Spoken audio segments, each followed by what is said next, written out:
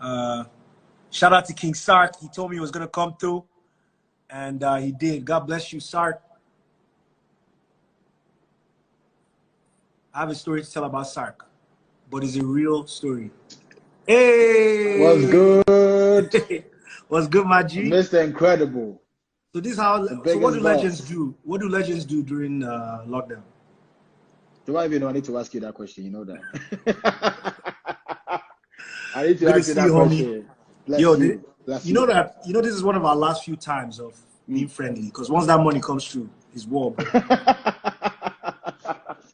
Nah, bro. It's always been like this on the link up. It's never changed. It's never changed, big bro. Yeah, appreciate you. I want to tell a story about you, right? Okay. And then I'll play the record. I know you are busy. You know, I appreciate you coming through. I hit you up last minute. It's M. You need to always find time. Trust me.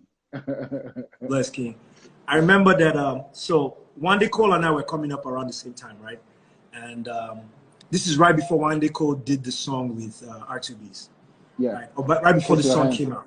So we're coming up around the same time. Like, it's always him and I at the back. You know, D'banj and all these guys are the big artists who will be sitting in the corner, like. And one time he came back. You know, I don't know if people know how like funny and expressive Wande is. Yes. Wande was like, "Yo, M, I just met the guy." So this is 2008, maybe 2009. He's like, "I just met the guy. This guy, man. MI, let me tell you, he was on stage." I was like, "Yo, what the?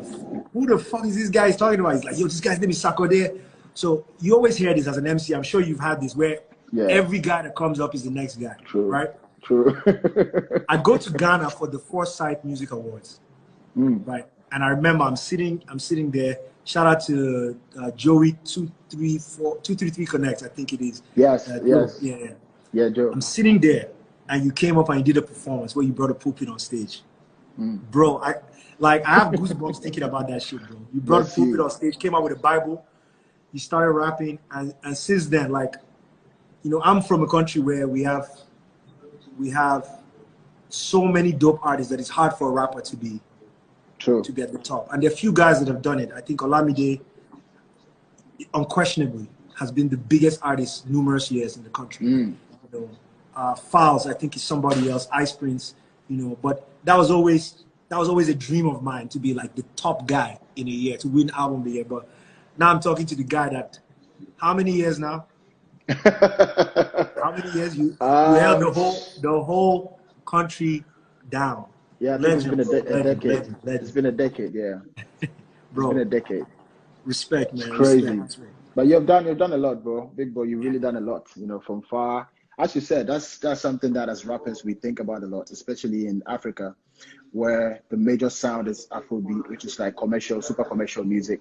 And people who are like watching this right now, they don't know that as rappers, as much as we like the big records, right? The song that you're playing, I know this is like deep to your heart. This is what you want to do each and every like second. Yeah. But commercially, you know, we have this Afrobeat big records. They are leading. When you take the Wiz, David, they will do the hooks that it will take us, you know, forever to come out. Not to shade, but they are not songs that will come to us naturally. Yeah, you know, so absolutely. To be an MC, to go toe to toe with them, you really need to strap up. It's a war out there. You know, so sometimes we cheat the game a little bit. We can go into their world, come back, and give them the real rap. You know, because we have fans who really want to listen to rap. And trust me, my following don't really like my commercial music. They don't. You know. Let me ask you a question. Yeah. So I have a few. I want to call them friends. So this is my 13th year since my first single came out, right? Wow. And 13 years. Listen, at the end of the year, if they do a hip hop list, I think that I'll be one of the top artists.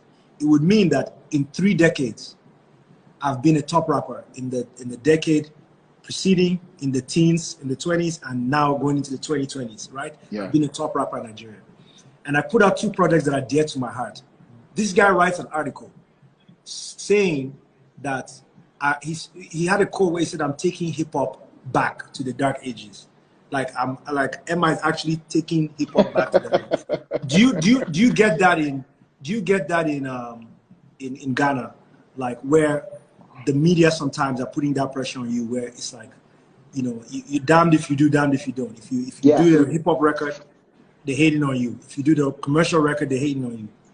Yeah, it's always like that. But from scratch, I just develop a strategy to be able to sustain what I'm doing in this industry. Like what I read, I really don't care. It's about what I feel, you know. So if I feel like it, I'm gonna do it.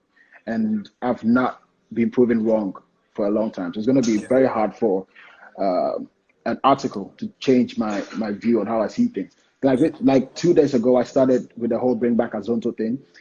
When I say Azonto, Sarkodie comes in mind. But if you really look at the sounds I've done for Azonto, it's not past 3 or 4.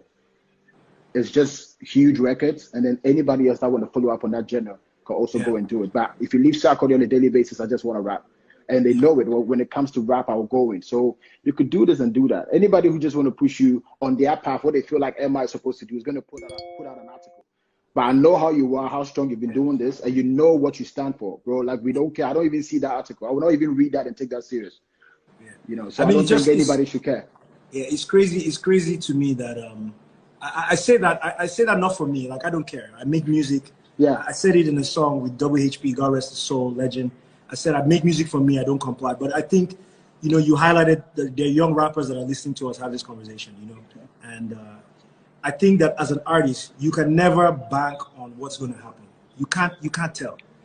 But at least if you do what your heart tells you to do, you know, at least you can walk away from the game, no matter what happens, saying, you know, I gave it my all. I want to play the record we did together, but I want to tell you my favorite verse of yours. Okay. My favorite verse of yours is a freestyle that you did for. It's about the black girl and loving herself, and Dog was for BET, right? Yeah, BET. Yo, is it on YouTube? I think so. Yeah, it should I gotta find that shit right now, dog. That shit. Yo. But you know, at the same time you came to the crib, I was in the state of mind, right? Yeah. When you came to the crib, I'm still in that frame of mind. You know, I'm trying to like get like a whole project about that. So I want to come out to Ghana to work. So when I come, I'll hit you up. So, but you know, I'm stuck in the States. You know. Oh really? Yeah. Till this I'm thing looking is forward to go back. Till this thing is over. Yes. So who's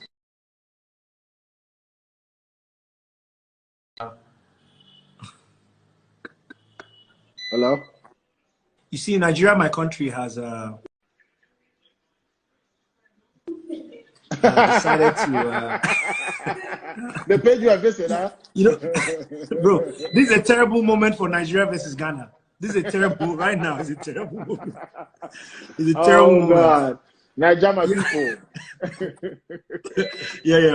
Let me play. You know, what's that freestyle called? What's it called? I don't know how to name that, but I know it's BET, the BET cipher. I don't think it's No, but I think it was just you. Were you with anybody else? Yes. I was with Kalash. I think he started and then I came in. But I think that's true. I think what happened, I saw it on Twitter. So they cut out your parts. Yeah, I'll find it. I'll play it after this, bro. Respect. Thank you for dialing in. God bless you, my G. Bless you. This is Millionaire Champagne. Ladies and gentlemen, I go by the name DJ Lazo. We might get this party moving. I gotta feel my brothers in the house sipping on that millionaire champagne. You know what I'm saying? There's a lot of girls in here.